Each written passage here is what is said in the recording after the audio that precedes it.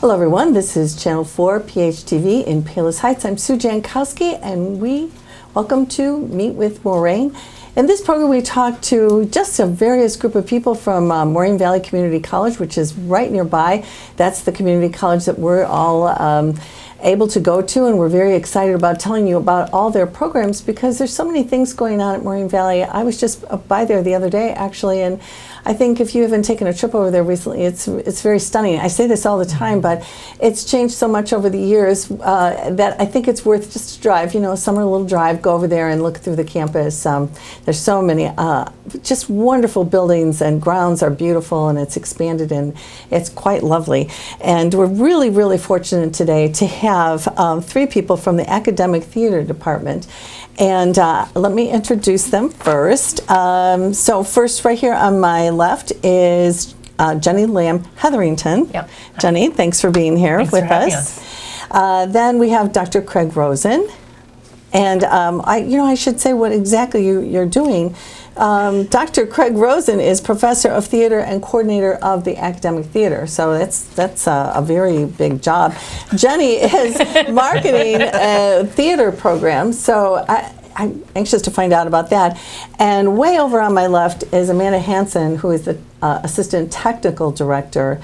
And all of these things, I mean, I think the thing that I really enjoy about all of my meetings with Moraine is all of the avenues that there are there that I think I'm not aware of all the time, and I don't think our viewers necessarily might be aware of all these different departments and venues and classes and opportunities for their family, their selves, students, friends, relatives to take advantage of. So I'm excited about this Academic Theater Department today.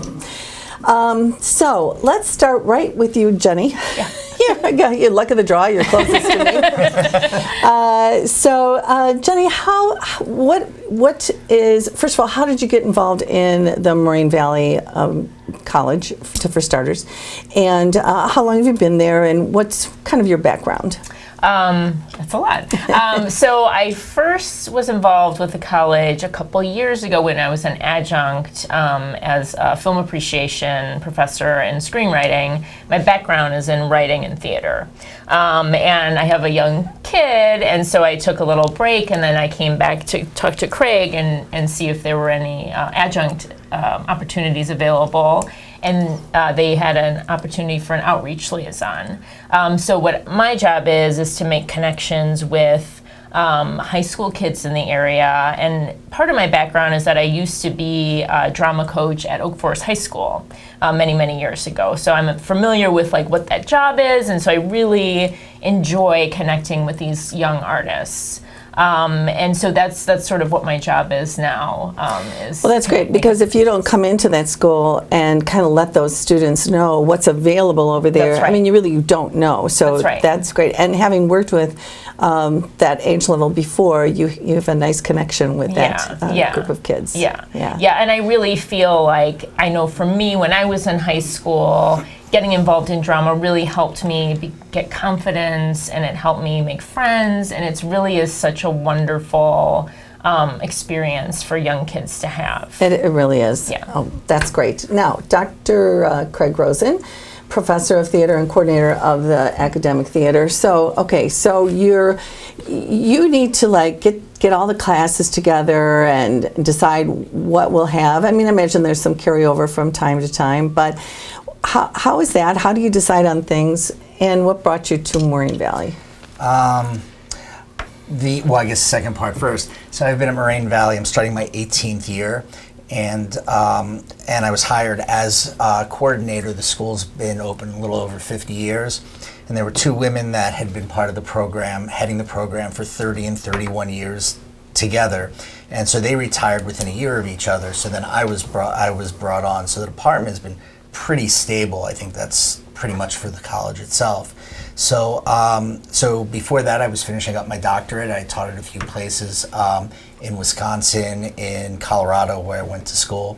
And as far as the job search goes, this became available, and what could be greater than having a theater department in the Chicago area? I mean, one of the greatest markets in the country. Mm-hmm. So then as far as my job goes, I'm head of both the academic, the classes, the hiring, the scheduling, and also our academic theater season. So we do 4 shows a year. So between hiring and putting a schedule together for our classes, both the theater and our film classes, then the other part of it is putting together our season and hiring designers and things like that.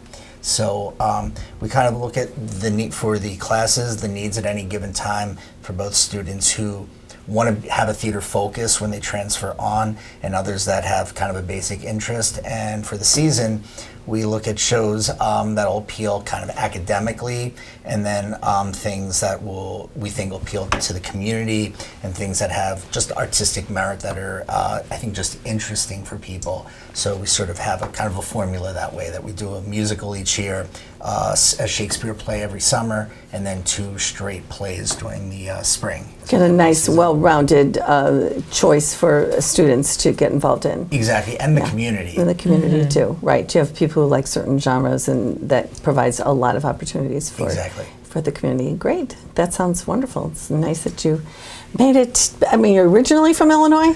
I'm originally from Philadelphia. Oh, okay. Well, this isn't too different. I'm just thinking it's, you were in beautiful Colorado, Wisconsin with its rolling hills, and then, we're kind of, a little plain and simple here in Illinois. I'm a city boy at heart, Okay. so I'm from Philadelphia, and I also went to school in Boston. And as beautiful as Colorado was, after 7 years there, it was like, I want to get to a city. I'm done with those mountains. Okay. Exactly.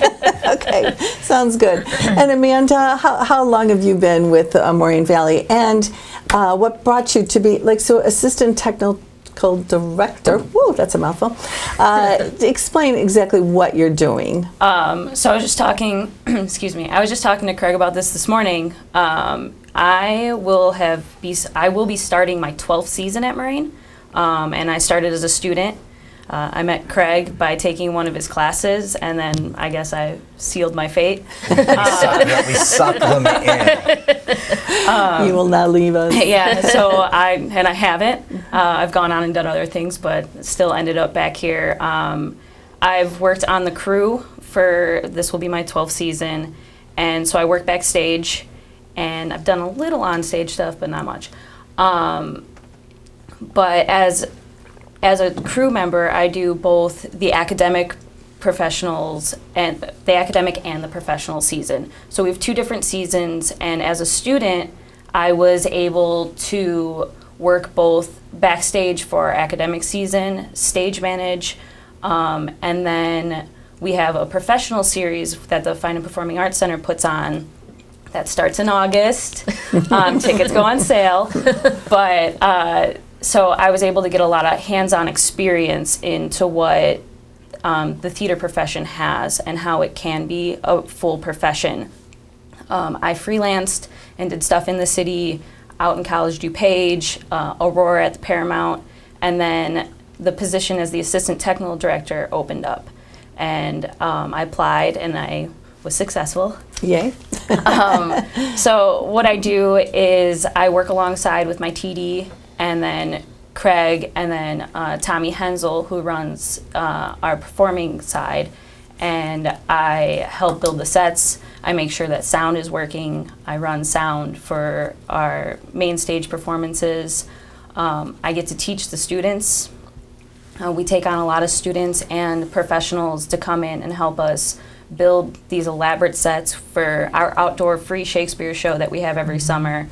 Was a 2-story huge set in our gateway, and it's free and it's great, and so we're allowed to lead the students and teach them how to run sound, set up sound, program lights, set up lights, build the sets, then take them down in a day. So you spend all these weeks, and how do you manage our time frame? So we go from closing our Shakespeare show to this weekend we have academic music. So then our students then get the opportunity to work jazz band and chorale sells out. So you're working for a full sold out show, and at least 4 or 5 times a season. You get to do the musicals, there's tons of stuff, and we just lead everything that comes in our performance space. Well, that's a lot of great opportunities for, not all people want to be the highlight on the stage, but they do like the parts behind the curtain, so to speak. So that's a great thing for a lot of people who want to learn how to do that. That sounds wonderful. Okay, so now we have, I think people are pretty familiar with the Performing and Arts, Fine Arts Center, that they can go and get tickets for, and we can talk about that at the end of the show too, because we like people to remember that they can do that. But you said that you can go to the shows, the academic theater shows, and I'm not sure everybody really knows that. So there are 4 things through the course of the year. I guess how would our viewers find out about that? Like, how would you be able to just get a ticket and go see that? Because that's exciting to watch too. Well, they can go to our website, morainevalley.edu/theater. And there's 4 shows that Craig can definitely elaborate on. So this year we're doing Heather's the Musical. We're doing Metamorphosis, which is based on the Kafka short story. Some people think of the Mary Zimmer, in theater they think of the Mary Zimmerman version, but this is about a man who turns into a bug, and Craig can tell you a little more about that. We're also doing Eurydice, which is by Sarah Rule, who's a very famous living playwright. I'm a playwright too, and so I'm really thrilled that we're doing that show. And then finally we're doing Twelfth Night as our free Shakespeare.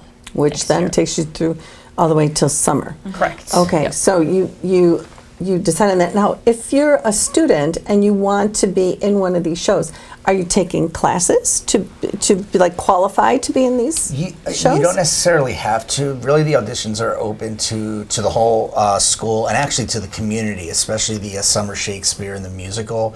A lot of outside people take part in that, especially the Shakespeare's. We think of almost as community theater, and we have everyone from alum to people who are, how long has John been there?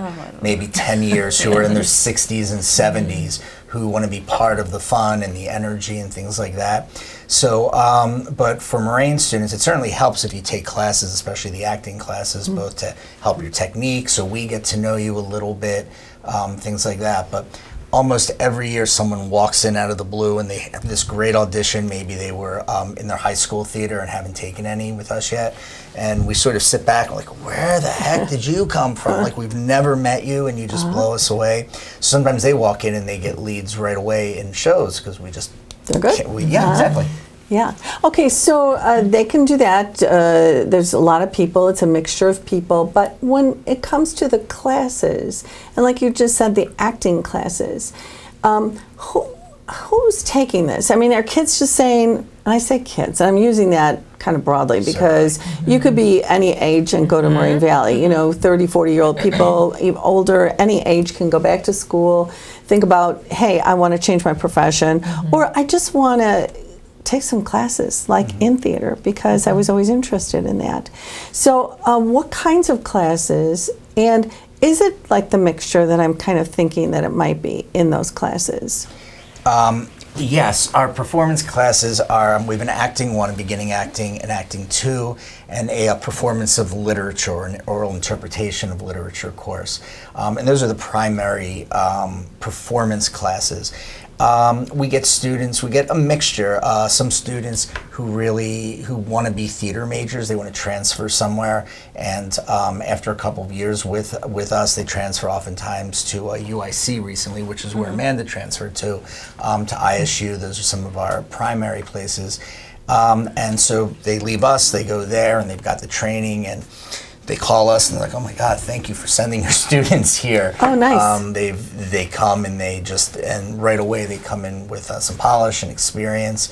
Then we get students who, like you say, take it just for the fun of it. Maybe they're quiet students, they want to come out of their shell. Maybe they're education majors and they're a little worried that that when they get in front of a classroom, they're going to be kind of dead and boring. So we get students like that. And then we often get some non-traditional age who are, like I said, maybe in their 50s, 60s, 70s, who have retired or are close to it, who do a lot of community theater.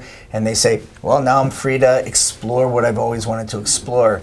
And their connection with the traditional age students have always been one of the greatest things, because as much as we can teach, when someone hears firsthand from someone who's gone through life in another way, they take in so much. And for the older students, they often grow so much and they get a fire lit, and they often have great connections that at the end, after they're done, they really keep this connection together. So we get a wide range of reasons for taking the classes and a wide range of experience walking in.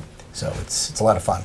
Yeah, and I would think that, I mean, it's very interesting that you say like education majors are thinking, I need to, step up my animation or my volume or my expression a little bit, and they don't know how to do it, and that's a great way to do that. And then you do have the opportunity for people of all ages to go ahead and do it. And I guess that's what we're trying to emphasize a lot of times, that it's not just kids, students coming out of high school who are 18, 19, 20 years old, that Moraine Valley College has all these opportunities for whatever age you are. If you really want to try something else, it's kind of right around the corner that you can do this at a value price, really. Oh, yeah. We really do take seriously that idea of being a community college. One of the great things is that we're open access, and like the academic theater program, I think attending our shows, we usually get between 2,500 and 3,000 patrons each year just for the academic shows, not for the presenting shows when you add everything up. So we really feel like we have a commitment to the community, both the academic community and the Palos community and the district itself. That way, and I think the school itself feels that way. So when people come in and we can kind of connect all aspects of where we're at, it's really a wonderful thing. That is really nice. And I think in addition, like the connections that we can make for students, whether they're coming in just because they want to try it out or whether they're serious about it, like Craig said, this is one of the best cities in the world for theater, and between the three of us, we've been able to connect students to Chicago Shakespeare, the Goodman. Add on to that, there's so many community theaters in the area that are really good. Yes. You're just a hop, skip, and a jump away. And for young people, there's sort of a dearth of talent. It's hard to find young kids who can act, and so they often come to us. The same is true for over 50. There's a lot of parts, and by then, a lot of people have either gone on to be successful or they've given up. So it's never too late or too early to start. Yeah, I mean, in the past year, we've had students appear at Chicago Shakespeare Theater. One that was recently on the stage at the Goodman Theater. We have two students that Amanda can speak to, two ex-students who are on the first national tour of the Band's Visit, which is a Broadway show that's touring, and they are from different generations, as it were, at Moraine, and they start talking, and Moraine, you're from the south suburbs, and before you know it, we've got these alum who that's where they're at. So these connections that we've been able to make, plus all the theaters in the area, have been really great. But getting involved with the Chicago theater scene is something that we offer that you can't necessarily get even at a major university like ISU. They're in their world down there, and they're very talented and well trained. We consider ourselves a Chicago school as much as a suburban school. So a lot of students then can go on and have gone on to participating in other theaters, whether it's professional or community theater. You're seeing that with your program, that they can go off and do that. Yeah. And then like another recent student who took theater class for, like I said, for the fun of it. And her parents weren't necessarily that interested in her becoming a theater major because they thought, what are you going to do with that degree? She transferred from us ultimately to DePaul, got a degree in English and theater, and now runs her own high school department at a private school in South Carolina, where she's the theater teacher, and I think she might become the English teacher there. So, like I say, there are all these connections that sometimes are theater-oriented, sometimes are theater-connected, and sometimes they're just fun. Yeah. Well, I can see the parents. I mean, you do worry, like, what are you going to do? Are you going to, like, get a paycheck? That is the ultimate goal of sending your child to get a further education, that they can support themselves. And so, that opportunity that student has seems like very stable. But you also see there's lots of theaters, and all those people in the theater are employed. So it is a thriving industry that they can get into. And I think sometimes we forget, like, how many TV channels are on your channel, are on your So TV many. right now. Right, literally hundreds. Right. And so many of those actors have their initial training in theater, in film, so people kind of picture theater. Well, nationally, there are hundreds, thousands, I would think, of theaters that pay, but also those connections. TV, movies, cruise ships. If you've ever been on a cruise ship, they often have Huge performance. right now. Yeah. So there are big. so, and then you true. think of a play. There are 20 people in a play by Shakespeare, Right. let's say.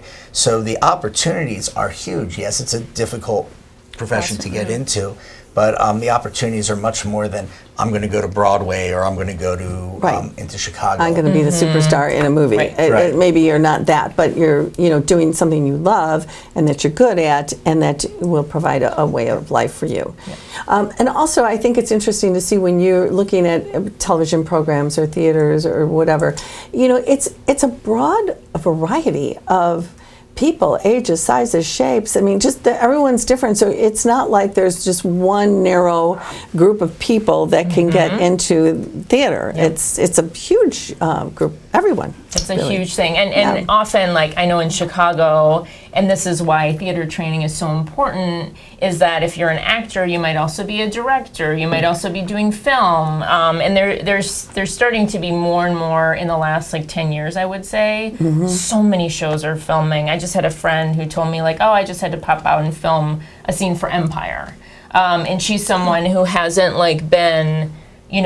these actors are now able to sustain themselves. Yes, they have to have extra jobs, but, I think if you're the type of kid who's a theater kid, it's not something to be afraid of. Right. It's something that we can, people like us can help be like, look, here's how you sustain yourself in a field that's very brutal.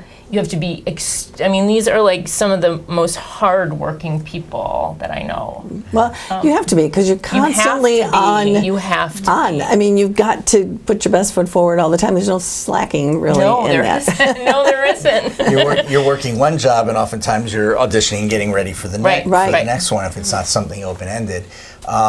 So it takes a great work, it takes a great work ethic, and even in other fields, oftentimes people are interested in theater majors because they understand the focus, and many of them have to have other jobs when they're starting out. And one of the things we talk to our students about is that sometimes it's you're really, really talented. They come to us, should I be a theater major? And sometimes we have to sit down and face to face say, can you live this lifestyle? Are you ready for that? It's kind of a gut check moment that you might not Yeah, have in other exactly. fields. Yeah, it's a little bit different, but then the people who are drawn to that are ready to do that. That's all what I they do. want to do. Yeah. Right. It's all I do, and it's all I've done for the last 10 years. And Yeah. obviously you love it, or you I would do. stop doing it. It would be like, this isn't for me. With that, so you're saying that lots of people can come in and audition or whatever, so that means you can be involved in all of your programs without being a student. Yep. In theory, yes. Is that true? Or Yeah, I mean, you would give yes. preferential treatment, I would think, to students. I mean, they're trying to be in they're- something and learn. Yeah. They're, I want to say they're paying their tuition. They're Well, trying for yeah. this It's a learning education. institution. Yeah. And so we have this focus in a couple of ways. When we have a smaller cast show, we really try to focus on students when possible. I always say with a musical. With a musical, it's easier to overlook acting that isn't strong than it is music that isn't strong. If you've ever been to a bad musical, you're like, oh my God, you're like embarrassed for them. You are. So we want to put our students Yeah. and the actors in a place to succeed. We don't want to put them up there only because they're students and have them, walk away with this experience. So that's why I kind of stress sometimes musicals, we take a few more outside people because often they're larger casts. But like we did Hair 2 years ago, and that's a 20-member cast. 16 were current students, the other 4 were recent alum. So we really do try to focus on that when possible. Yeah. Well, that makes sense, of course. Okay, so now you had these shows coming up. through the year. Do you want to talk a little bit about the shows, like what's coming up first that maybe our viewers would be interested to see if they can go view and get a ticket for or something? Yeah. On the academic side, because again we have this presenting right. this presenting side. Our first show is the musical Heathers, which is based on the movie from either the late '80s or early '90s with Winona Ryder. If you're of The my Heathers, yeah. generation, Was it called the Heathers? I think it was like just Heathers. Heathers, Okay. yeah. if you're of my generation, let's say, the movie really rings a bell. But for students now, they want to do this show. Really, is that They've right? been- Yeah. We put Yeah. a poll on our Facebook Okay. page, all over, and so it is about a high school clique, basically, and a young woman who's sort of the outsider who's welcomed in because she's got an excellent skill set, which is she can forge people's signatures and writing really well, which comes in handy often. And finally, the pressure, without giving everything away, the pressure of the clique, 3 young women who are all named Heather, kind of gets to them in the school. And if you've ever been the outsider in school, you kind of understand the angst that goes on. And from there, it's a dark comedy. It's certainly adult-oriented, let's say. And it's hilarious and dark, and it's topical at the same time. And it's contemporary. And it'll be fun Yeah. to do. Yeah. Yeah, cool. Okay, so that's first. What comes after that? Metamorphosis, which is this adaptation of the story by Franz Kafka about a man who transforms into a bug, basically a beetle-like creature, and it's a metaphor for those of us who go out day by day and are unhappy with our life system, with our life and our family and all those pressures. But it's a very physical show. We don't. It's not like someone walks around with bug antennas on and suddenly they're like a bug. It's more. There's a lot of pantomime. There's a lot of physical theater that's involved. In a sense, not meaning to scare anyone, it's sort of an artsy show, whereas Okay. Heathers is kind of mainstream and Yeah. fun. Uh-huh. There's a challenge for this show, which we get to work with students in a way they don't often get to work. And it's written by someone named Stephen Burkoff, who's a British playwright and director and performer. And it's unique. It's really not performed often because you need a really specific skill set to do it. And we've been connected through Jenny with a woman who works in the city who specializes in this physical theater. So it really gives our students an opportunity to learn something unique. Well, and that's what you want for the students too. You want to give them a lot of different choices. It's great to Right. do a musical, but then you want to do something kind of outside the box. Right. That's good. What's after that? Do you want to talk about Oh, Eurydice? sure. So Eurydice is by playwright Sarah Rule, who at one point was the most produced playwright in America. It was Shakespeare and then her. I think that's changed a little bit, but she does. It's also a little bit of an artsy show, and that's based on the myth of Orpheus, told from Eurydice, who's the wife in the play, and it's really lovely and funny. And you know, these shows are not typical of what you normally see, but I think that people will enjoy it. You know, if you're looking for something a little bit different and looking to learn something about, because both of these are very like literature based, right? So that one's going to be fun. It's in the spring. That's in the spring, Yeah, and that's then in the last spring. is your Shakespeare Theater. That's right. And what play did you say you're doing? Did you Twelfth decide on Night. that? 12th Night. Okay. So, and that is, like you said, a lot of community members can join into that one, more so maybe than some of the other ones. And that's one of the really, I think, well-known and beloved Shakespeare shows. This year we did Antony and Cleopatra, and before The Winter's Tale, some plays that aren't done as often. But this year we're going back to a comedy that's sort of beloved, and more people than I expected said, "Oh, you're doing Twelfth Night? I love that play." And then I looked, and it's one of the 5 most produced Shakespeare plays every year in America, okay. Which I never realized. So that'll be fun and It exciting. will be fun. Yeah. Is that outdoor, Yes. Yeah. Jen? Out I in our hope, gateway. I hope you picked a not so 99-degree day to do it. We made it through this year. Yeah. And It was last weekend. Yeah. it was the last weekend, and we made it through. And you know, I feel it's not very often that we don't get rain, So I'll take the heat and be able to be outside got a under point the there. stars. You got a point 8 there. o'clock, by 8 o'clock, the sun's That's down. true. Yes. And Yes. it's just Yeah. gorgeous It was- in the gateway. Yeah. Yeah. Cool. Yeah. All right. Well, that sounds wonderful. Now, let's just talk for a moment about the Fine Arts and Performing Center, where those are a lot of professional shows over there.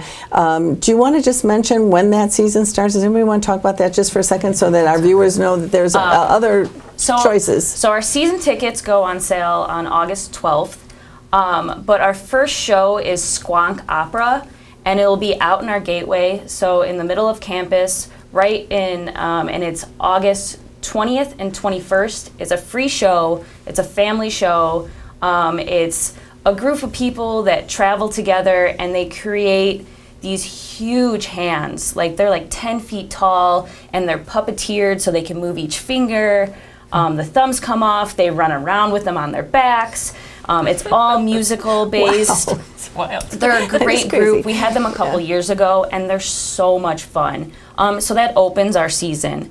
And then we continue on from that, from anywhere from the monks are coming, and they perform in our, they have a whole sand pouring and create this art in our Tibetan monks. monks. Yeah. Yeah. No, you're fine.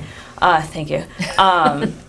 And they're in our library, so they're in for a full week, and then they come and perform on the Saturday. We have a up and coming country group.